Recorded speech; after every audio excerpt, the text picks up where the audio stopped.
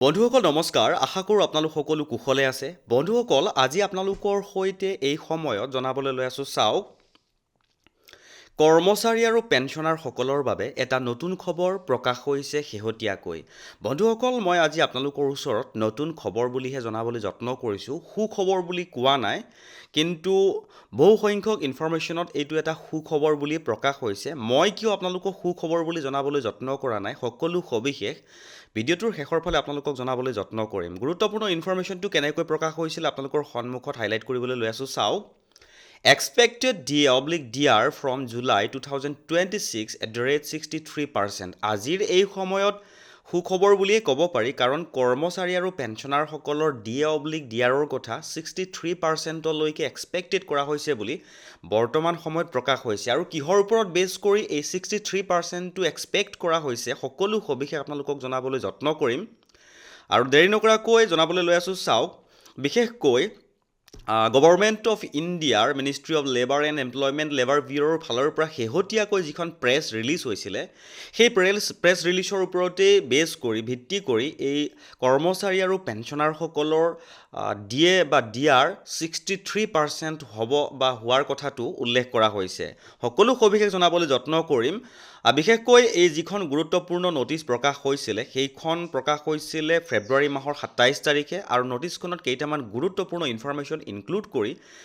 তেওঁলোকে প্ৰকাশ কৰিছিলে আপোনালোকৰ সন্মুখত মই জনাবলৈ যত্ন কৰিছোঁ চাওক press release consumer price index for industrial workers 2016 equal 100 January 2026 অৰ্থাৎ জানুৱাৰী 2026ৰ কনজিউমাৰ প্ৰাইচ ইণ্ডেক্সৰ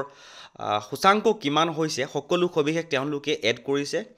আৰু এইখিনিতে আপোনালোকক জনাবলৈ বিচাৰোঁ যে কৰ্মচাৰীসকলৰ যিটো ডিয়াৰনেছ এলাউন্স বা পেঞ্চনাৰসকলৰ যিটো ডিয়াৰনেছ ৰিলিফ সেইটো কেলকুলেশ্যন কৰা হয় কনজিউমাৰ প্ৰাইচ ইণ্ডেক্সৰ ওপৰত ভিত্তি কৰি গতিকে শেহতীয়াকৈ যিখন লেবাৰ ব্যুৰৰ ফালৰ পৰা কনজিউমাৰ প্ৰাইচ ইণ্ডেক্সৰ ইনফৰমেশ্যন প্ৰকাশ কৰিছিলে তেওঁলোকে সেই ইনফৰমেশ্যনটোৰ ওপৰতে বেছ কৰি কৰ্মচাৰীসকলৰ DA 63% হোৱাৰ কথাটো উল্লেখ কৰিছে কিন্তু মই সুখবৰ বুলি কিয় কোৱা নাই আপোনালোকক সকলো সবিশেষ জনাবলৈ যত্ন কৰিম প্ৰথমতে নাম্বাৰ 1 পইণ্টটো আপোনালোকক দেখুৱাবলৈ লৈ আছোঁ চাওক তেওঁলোকে এনেকৈ উল্লেখ কৰিছে Labor Bureau and a task office of the Ministry of Labor and Employment has compiling consumer price index for industrial workers every month on the basis of retail prices collected from 317 market spread over 88 industrially important centers in the country. The index for the month of January 2026 is being released in this press release. অৰ্থাৎ এই press ৰিলিজখনতেই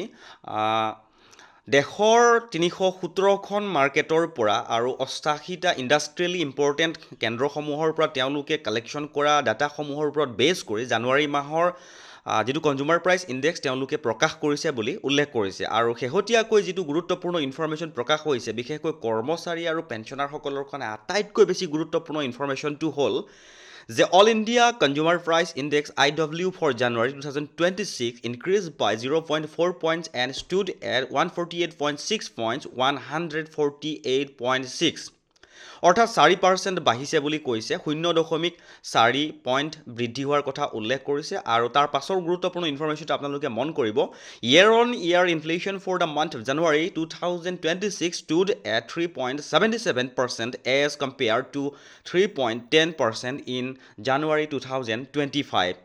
নিশ্চয়কৈ কৰ্মচাৰীসকলৰ যিটো DA বা dearness ৰিলিফটো সেইটো round ফিগাৰত ধৰি দিয়া হয় গতিকে সেইফালৰ পৰা যিটো ইনফ্লেশ্যনৰ কথা উল্লেখ কৰিছে অৰ্থাৎ কেলকুলেশ্যনত 3.10% শেহতীয়াকৈ প্ৰকাশ পাইছে এই সময়ত কৰ্মচাৰীসকলৰ কাৰণে ভাল খবৰ বুলি মই কোৱা নাই এইবাবেই কাৰণ এতিয়ালৈকে কোনো এই DAৰ কথাটো অফিচিয়েলি ঘোষণা কৰা নাই আমি ক'ব নোৱাৰোঁ এতিয়ালৈকে DAটো দিবনে নাই কাৰণ 8th পে কমিশ্যন অলৰেডি আৰম্ভ হৈ গৈছে ইতিমধ্যে আগৰ ভিডিঅ'সমূহত আপোনালোকক জনাইছিলোঁ আৰু 7th পে কমিশ্যন অলৰেডি শেষ হৈছে গতিকে যদি DAটো কৰ্মচাৰীসকলৰ মাৰ্জ কৰি দিয়াৰ কথাও উল্লেখ কৰি আছে কাৰণ বিভিন্ন কৰ্মচাৰী সংগঠনৰ হৈ যিটো 8th পে কমিশ্যনৰ কাৰণে তেওঁলোকে 8th পে কমিশ্যনৰ ফালৰ পৰা দিহা পৰামৰ্শ বিচৰা হৈছে বিভিন্ন ষ্টেটৰ পৰা হওক বা বিভিন্ন কৰ্মচাৰী সংগঠনসমূহৰ পৰা হওক তেওঁলোকে দাবী উল্লেখ কৰি আছে যে কৰ্মচাৰীসকলৰ যিটো DA সেইটো 50% হ'লেও এটলিষ্ট মাৰ্জ কৰিব লাগে এতিয়া কথাটো হ'ল যে যদি কৰ্মচাৰীসকলৰ DAটো 50% মাৰ্জ কৰি দিয়ে তেতিয়াহ'লে এই DA বঢ়াৰ কথাটো যুক্তিযুক্ততা বা বৰ্তমান সময়ত প্ৰাসংগিক হৈ নাথাকিব।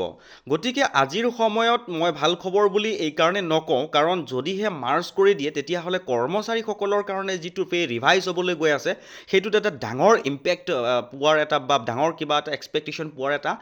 চান্স থাকিব পাৰে, স্ক'প থাকিব পাৰে। কিন্তু যদিহে কৰ্মচাৰীসকলৰ ডিএ হিচাপে যদি এইটো 3%টো দি দিয়ে তেতিয়াহ'লে হয়তো কৰ্মচাৰীসকলৰ দৰমহাটো সাময়িক দৃষ্টিত এটা খুব এটা শ্বৰ্ট দৃষ্টিত ভাল হ'ব পাৰে, কাৰণ 3% এটা কৰ্মচাৰীসকলৰ দৰমহাত বাঢ়ি যাব। কিন্তু 8th পে ৰিভাইজৰ ফালৰ পৰা চাবলৈ গ'লে এইটো বৰ সুবিধাজনক কথা নহয়। এতিয়া বন্ধুসকল, এটা গুৰুত্বপূৰ্ণ ইনফৰমেশ্যন পালোঁ আৰু পোৱাৰ লগে লগে আপোনালোকৰ সৈতে শ্বেয়াৰ কৰিলোঁ। যদি ইনফৰমেশ্যনটো ভাল লাগিছে বা আগলৈকো যদি এনেকুৱা কিছুমান গুৰুত্বপূৰ্ণ ইনফৰমেশ্যন আপোনালোকে এটা ক্লিকতে মোবাইলত পাই থকাটো বিচাৰে, তেনেহ'লে চেনেলটো ছাবস্ক্ৰাইব কৰি বেল আইকনটো দবাই ৰাখিব বুলি আশা ৰাখিলোঁ।